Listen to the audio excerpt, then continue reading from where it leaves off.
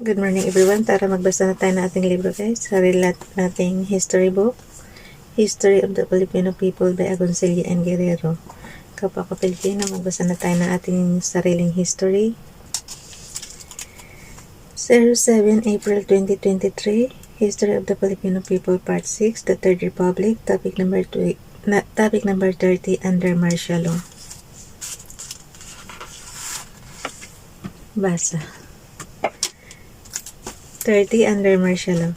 The increasing difficulties visiting the country and the failure of the successive administrations to cope with the continuing crisis, especially in the socio-economic field, led to massive discontent that found eloquent expressions in student demonstrations. The late 1960s and the beginning of the 1970s saw the development of what has been termed student power. The parliament of the streets, as the student demonstration were called, was basically anti-government and generally speaking negative in attitude. The violent demonstration, supported in part by a segment of the laboring class, led to bloodshed and destruction of life and property. Confronted with massive dissent and with what he considered the threat of internal subversion posed by Jose Maria Sison's Amado Guerrero Communist Party of the Philippines, with the New People's Army (NPA) as its arm, President Ferdinand A. Marcos placed the entire country under martial law in September 1972. The legislative body was abolished and president's decrees, directives, and instructions partook of the nature of laws. Proclamation No. 1081. The critical situation of the country since 1965 or thereabouts led to widespread discontent and pessimistic forebodings that were not alleviated by promises on the part of the administration to lift the burden from the people's back and thus make their life less miserable and hopeless. The violence of the demonstrations and the frequency of their occurrence led at times to disruption of classes in the Greater Manila area and to clashes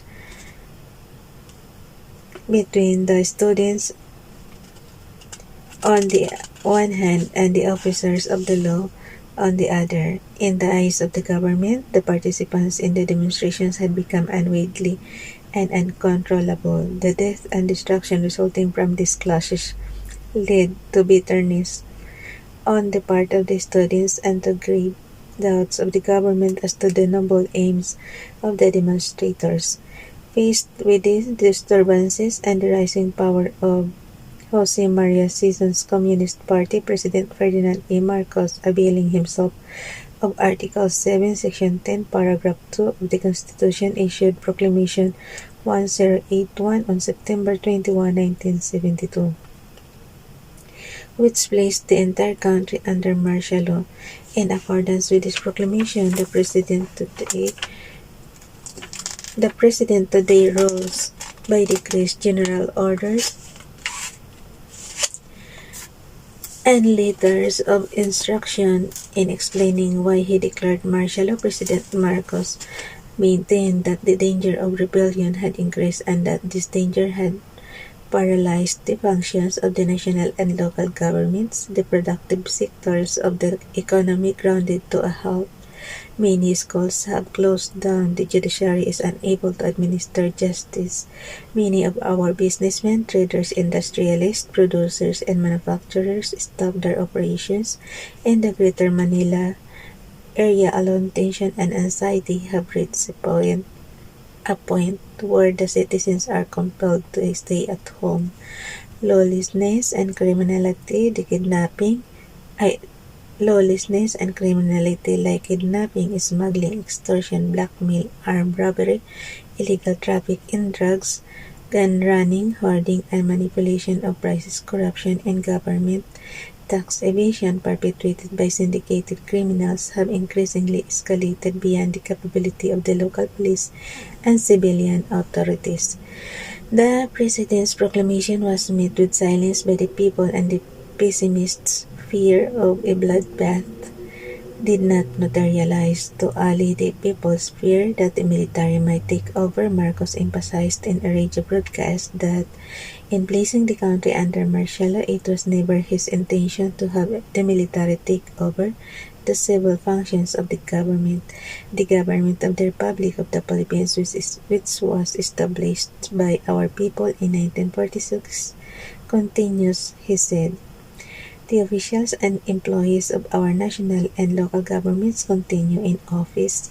In accordance with Proclamation 1081, President Marcos issued General Order 2-A, ordering the Secretary of National Defense to arrest and detain persons who committed crimes and offenses in furtherance or on the occasion of or incident to or in connection with the crimes of insurrection and rebellion was defined in the revised penal code, and those who in one way or other committed and will commit crimes against society and the government, such as those involved in kidnapping, robbery, carnapping, smuggling, gun running, trafficking in prohibited drugs, and hijacking, tax evasion, price manipulation, and others guilty of weakening the fabric of society and of undermining and stability of the government. Initial measures. Having done away with the traditional politics which in the past has dissipated many attempts by conscience-stricken legislators to improve the social and economic condition of the masses, President Marcos moved swiftly to implement further his land reform program. The Presidential Decree No. 2, dated September 26, 1972, he proclaimed the entire Philippines as land reform area. Subsequently, he also decreed that tenants should be given 3 hectares of irrigated rice or corn lands and 5 hectares if unirrigated. The Department of Agrarian Reform was created to expedite the transfer of land titles to the peasants. The zealousness with which the agents of the Department of Agrarian Reform pursued their assigned tasks, sometimes too zealous for the comfort of some people affected by the agrarian reform, resulted in the transfer of many land titles to landless peasants. Realizing the importance of increased production, especially of grains, President Marcos on September 26, 1972 issued PD4, providing for the creation of the National Grains Authority, which was intended to effect the desired changes and reforms in the social, economic, and political structure of society. Subsequently, when a crisis in rice and corn occurred in 1973, the National Grains Authority took decisive steps to minimize the effects of the crisis and to regulate the distribution of the grains in such a way as to make the masses less open to the activities of the hoarders, black marketers, and manipulators of prices. To make the machinery of the government more responsive to the demands of the new society as the martial law regime is called, President Marcos issued PD No. 6, dated September 27, 1972, prescribing the rules and regulations regarding discipline in the government service. It was common knowledge that many government officials and employees were doing nothing immoral, abusive, ignorant, and inefficient, and as such led many to believe that the government existed in order to exploit the people.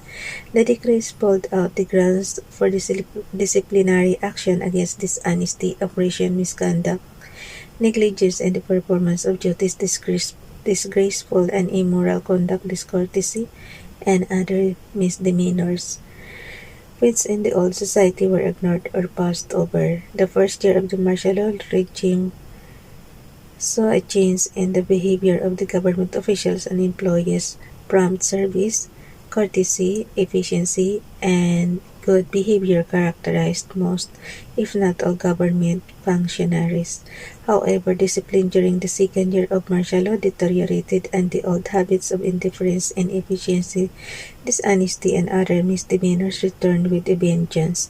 People began to deplore the return of the old habits of thought and behavior and expressed privately that happy days are here again for the crooks in and outside the government. President Marcos was so scandalized by this development that, not contenting himself with expressing his sorrow. He moved briskly and publicly accepted